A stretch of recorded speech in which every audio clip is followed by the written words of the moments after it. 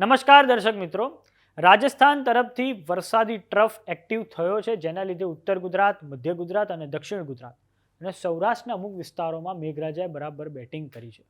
આ સાથે જ આપણે જોયું કે નર્મદા ડેમની જળ સપાટી 134 મીટરે પણ પહોંચી ચૂકી છે. તો આવો આપણે સમજીએ આઈએમડી અને વિન્ડી મોડલની મદદથી કે આવનારા સમયમાં હવામાનની સ્થિતિ શું રહેશે. તો આજે મંડે છે, 12 ઓગસ્ટ.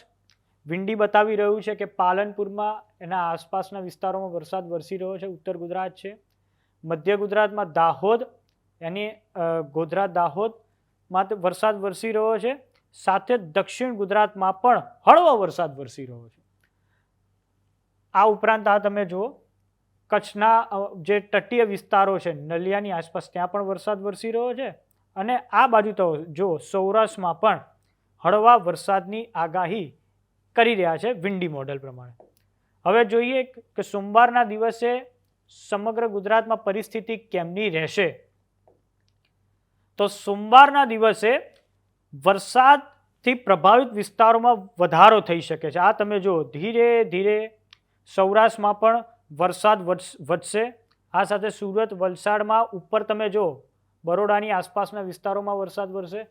સાથે જ મહેસાણા અને ઉત્તર ગુજરાતમાં પણ વરસાદ વધી શકે છે. વરસાદથી પ્રભાવિત વિસ્તારો જ્યાં હળવો વરસાદ પડી શકે છે.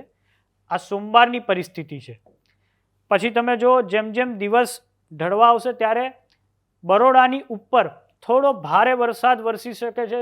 સાથે પાલનપુરની આસપાસના વિસ્તારો, અરવલ્લીમાં પણ એ સ્થિતિ બની શકે છે. મહેસાણામાં પણ, અમદાવાદની આજુબાજુ, ભાવનગરની આસપાસનો વિસ્તાર, મોરબીનો વિસ્તાર છે, રાજકોટનો વિસ્તાર છે, ત્યાં પણ વરસાદ વરસી શકે છે. રાજકોટમાં હમણાં રાજકોટ કલેક્ટરે એક માંગણી કરી છે ગુજરાત સરકાર પાસે કે હજી એમનો જે ડેમ છે એ છલોછલ રીતે નથી ભરાયો, આજી ડેમ. તો કે તમે નર્મદાના નીર એટલે કે નર્મદા કેનાલમાંથી થોડું પાણી રાજકોટ શહેરને આપો. એટલે સૌરાષ્ટ્રમાં હજી એવા વિસ્તારો છે, સુરેન્દ્રનગર, બોટાદ, મોરબી, રાજકોટ, કે જ્યાં હજી બરાબર વરસાદ નથી પડ્યો. હવે આગળ જઈએ. આ સોમવારની સ્થિતિ છે. પછી જુઓ, મંગળવારની સ્થિતિ આવશે એટલે વરસાદ, હળવો વરસાદ, પણ એ ઉત્તર ગુજરાતમાં, આ મધ્ય ગુજરાતમાં, ઇવન દક્ષિણ ગુજરાતમાં, બરોડાની આસપાસના વિસ્તારોમાં, અને પછી વલસાડની આસપાસનો થોડો વિસ્તાર ત્યાં પડી શકે છે. અને આ તમે જુઓ, કચ્છનો જે અખાત છે ત્યાં વરસાદ પડી શકે છે. ગાંધીધામ છે, નલિયા છે, ત્યાં જે તટીય વિસ્તારો છે દરિયાના કચ્છના, ત્યાં વરસાદ પડી શકે છે. અને આ બાજુ જુઓ, ગીર સોમનાથ, જુનાગઢ, પોરબંદરમાં ત્યાં હળવો વરસાદ પડી શકે છે. આ મંગળવારની સ્થિતિ બતાવી રહ્યું છે આઈએમડી. પછી જુઓ, જેમ જેમ મંગળવારનો દિવસ આવશે તેમ તેમ આ એક રાજસ્થાન તરફથી એક બીજી સિસ્ટમ ઉપર થઈને એન્ટર કરશે. એટલે તમે જો આ એક સિસ્ટમ છે, એટલે કે ઉત્તર ગુજરાતમાં મંગળવારના દિવસે ચોક્કસ પરિસ્થિતિઓ ચિંતાજનક બની શકે છે. સાથે જ અમદાવાદમાં પણ આ તમે જુઓ, ભારે વરસાદ, અમદાવાદના આસપાસના વિસ્તારો અને બરોડાની આસપાસના વિસ્તારોમાં ભારે વરસાદ પડી શકે છે મંગળવારના દિવસે. અને આ પછી તમે જો ભારેથી અતિ ભારે વરસાદની આ સિસ્ટમ ઉદયપુરની આસપાસ બની છે. એટલે મંગળવારે જો તમારે કંઈ ફરવા જવું હોય ઉદયપુર, ખાસ કરીને, કારણ કે ઉદયપુર એ તળાવોનું શહેર છે અને બહુ રમણીય સિટી છે, તો જતાં પહેલાં વિચાર કરજો, કારણ કે વિન્ડી મોડલ પ્રમાણે મંગળવારના દિવસે ભારેથી અતિ ભારે વરસાદ આ ઉદયપુર ને તેની આસપાસના વિસ્તારોમાં વરસી શકે છે. પછી આ નીચેનો જે વિસ્તાર છે એ અરવલ્લી જિલ્લાનો, મહીસાગર જિલ્લાનો વિસ્તાર છે. અને પછી જો સમગ્ર ગુજરાતમાં હળવો વરસાદ, હળવાથી મધ્યમ ઝાપટા પડી શકે છે મંગળવારના દિવસે. આ તમે જુઓ, સમગ્ર ગુજરાતમાં મોટા ભાગના વિસ્તારોમાં. અને ફરી પાછા પછી બુધવાર તરફ જઈએ તો બુધવારે એ સાર્વત્રિક વરસાદની સ્થિતિમાં ઘટાડો થશે અને પછી માત્ર અમુક ચોક્કસ વિસ્તારોમાં, મહેસાણા, અમદાવાદ જિલ્લામાં અને ભાવનગરની આસપાસ વરસાદ પડી શકે છે, તે પણ હળવો. બાકી તમે જો બુધવારના દિવસે કોઈ પણ સિસ્ટમ, ઇવન હળવા વરસાદની પણ કોઈ પણ સિસ્ટમ એક્ટિવ નથી બતાવી રહ્યા આ વિન્ડી મોડલ પ્રમાણે. આ તમે જુઓ, વેનસડે. હા, પછી બરોડાની આસપાસ પડી શકે છે જેમ જેમ દિવસ ઉગતો જાય. આ વસ્તુ છે. પણ ધીરે ધીરે પછી બુધવારના દિવસે પણ સૌરાષ્ટ્ર છે તેની આસપાસના વિસ્તારોમાં વરસાદ વરસશે અને જેવો પછી દિવસ આથંબા આવશે ત્યારે વરસાદનું જોર ઘટી શકે છે. હવે દર્શક મિત્રો, આપણા આજના દિવસે એટલે કે 12 ઓગસ્ટથી લઈને 15 ઓગસ્ટ સુધી હવામાન ખાતાએ કઈ આગાહી કરેલી છે વિવિધ જિલ્લાઓ પ્રમાણે તે જોઈશું. વાત કરીએ બનાસકાંઠાની, ઉત્તર ગુજરાતનું પ્રવેશ દ્વાર આપણું રાજસ્થાન તરફથી, તો ત્યાં 4 દિવસ 12, 13, 14, 15 હળવાથી મધ્યમ વરસાદની આગાહી કરી છે. પરિસ્થિતિ પાટણમાં પણ એ જ છે, મહેસાણામાં પણ એ જ છે, સાબરકાંઠા, ઇવન ગાંધીનગર રાજ્યની આપણી રાજધાનીમાં 12, 13, 14, 15 હળવાથી મધ્યમ વરસાદના ઝાપટા પડી શકે છે.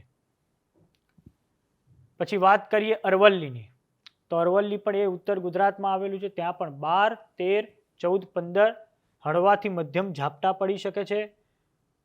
ચરોતરમાં ખેડામાં પણ 12, 13, 14, 15 લાઇટ ટુ મોડરેટ એટલે હળવાથી મધ્યમ વરસાદની આગાહી કરી છે. અમદાવાદમાં પણ એ જ પરિસ્થિતિ છે. અમદાવાદમાં તો એવી પરિસ્થિતિનું નિર્માણ થયું છે કે મોટા ભાગના દિવસોએ જ્યાં વરસાદનો સમય હોય છે 90 દિવસનો, ત્યાં ઝાપટા વધારે પડ્યા છે. આ ચોમાસું એવું છે જે રીતે અમે ઓબ્ઝર્વ કર્યું છે એ રીતે.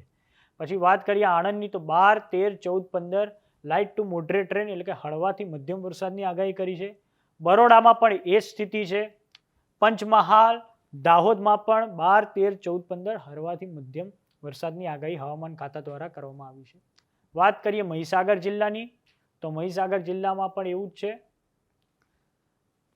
ઉત્તર ગુજરાતમાં ક્યાંય પણ હવામાન ખાતાએ ન રેડ એલર્ટ આપ્યું છે, ન ઓરેન્જ એલર્ટ આપ્યું છે, ન યલો એલર્ટ આપ્યું છે. બધે જ એ લોકોએ લાઇટ ટુ મોડરેટ એટલે હળવાથી મધ્યમ વરસાદની આગાહી કરી છે સોમવારથી લઈને આપણે ગુરુવાર સુધી. ઇવન છોટાઉદેપુર, ઇવન નર્મદા જિલ્લામાં, ભરૂચમાં, સુરતમાં અને ડાંગ, નવસારી, હમણાં આ વિસ્તારોમાં વરસાદ બહુ ભયંકર પડ્યો છે. પણ હવે એવું લાગે છે કે દક્ષિણ ગુજરાતમાં મેઘરાજા શાંત થયા હોય એવું લાગી રહ્યું છે હવામાન ખાતા પ્રમાણે. વરસાદ પડશે પણ ભારેથી અતિ ભારે વરસાદ નહીં પડે, સાથે કોઈ ઓરેન્જ એલર્ટ નથી, કોઈ યલો એલર્ટ નથી કે કોઈ રેડ એલર્ટ નથી, જેવું આપણે વચ્ચે જોતા હતા. વલસાડમાં પણ 12, 13, 14, 15 હળવાથી મધ્યમ વરસાદની આગાહી છે. તાપી જિલ્લામાં પણ એ જ પેટર્ન છે, સેમ પેટર્ન. દાદરા નગર હવેલી અને દમણમાં પણ એ જ પેટર્ન જોવા મળી રહી છે. હવે વાત કરીએ સૌરાષ્ટ્ર પર આવીએ, તો સૌરાષ્ટ્રમાં 1980નો દાયકો એક એવો હતો કે ત્યારે રાજકોટમાં એ વખતે મેયર હતા વજુભાઈ વાળા અને એ વખતે મુખ્યમંત્રી હતા અમરસિંહભાઈ ચૌધરી. સૌરાષ્ટ્રમાં પાણીના ટેન્કરો ભરીને ટ્રેનો આપણે મોકલવી પડતી હતી. પરિસ્થિતિ એ સમય એવી હતી, પાણી નહોતું. પણ હવે સમય બદલાયો છે અને નર્મદાના નીર એ સૌરાષ્ટ્રમાં પણ પહોંચ્યા છે. એટલે તમે જોઈ શકો છો કે બહુ મોટું પરિવર્તન આવ્યું છે. તો તમે જો કે સુરેન્દ્રનગરમાં પણ 12, 13, 14, 15 હળવાથી મધ્યમ વરસાદની આગાહી કરવામાં આવી છે. રાજકોટમાં પણ એવું જ છે. જેમ મેં અગાઉ વાત કરી કે રાજકોટમાં કલેક્ટરે માંગણી કરી છે સરકાર પાસે કે તેમને નર્મદા નદીનું પાણી આપવામાં આવે. હવે ડેમ ભરાયા ના હોય, વરસાદ પૂરતો ના પડ્યો હોય, તો ખેડૂતોને વાવણી માટે એટલે સિંચાઈ માટે પાણી જોઈએ, સાથે જ ઘર વપરાશ માટે, સાથે જ ઉદ્યોગોને પણ પાણી જોઈતું હોય છે. તો પાણી મોકલવું પડતું હતું પહેલાના સમયમાં, આજથી 30-40 વર્ષ પહેલા. પણ હવે નર્મદાના નીર પહોંચ્યા છે. સાથે જ સરકારની સૌની યોજના પણ અમલમાં છે. જોયું આપણે રાજકોટમાં, જામનગરમાં 12, 13, 14, 15 હળવાથી મધ્યમ વરસાદની આગાહી છે. પોરબંદરમાં પણ એ જ પરિસ્થિતિ રહેવાની છે. 12, 13, 14, 15 હળવાથી મધ્યમ વરસાદની આગાહી છે. પોરબંદર, જુનાગઢ, અમરેલી, ભાવનગર, મોરબી, દેવભૂમિ દ્વારકા અને ગીર સોમનાથ, સાથે જ બોટાદ અને કચ્છ. સૌરાષ્ટ્ર અને કચ્છમાં ક્યાંય પણ ઓરેન્જ એલર્ટ, યલો એલર્ટ કે પછી રેડ એલર્ટની આગાહી હવામાન ખાતા દ્વારા આપવામાં આવી નથી. વાત કરીએ દીવની, તો ત્યાં પણ 12, 13, 14, 15 હળવાથી મધ્યમ વરસાદની આગાહી કરવામાં આવી છે. તો આ છે હવામાનની આગાહી. બરાબર. ખેતી માટે પાણી જે છે એ વિપુલ પ્રમાણમાં જોઈએ. અને હમણાં હું તમને એક આંકડો કહું તો આપણું જે ગ્રાઉન્ડ વોટર છે ને, ભૂગર્ભ જળ, એમાંથી 80% પાણી એ સિંચાઈ તરીકે એટલે કે ખેતીમાં ઉપયોગ થાય છે. અને તમારી જાણકારી માટે કહી દઈએ કે તમે જ્યારે 1 કિલો ચોખા બહાર મોકલો છો, 1 કિલો ચોખા, ત્યારે તેની પાછળ 3 થી 4,000 લીટર પાણી જતું રહે છે. એટલે પાણીનો વપરાશ કરીએ વિવેક સાથે અને વિનમ્રતા સાથે. બસ એવી અપેક્ષા સાથે નમસ્કાર.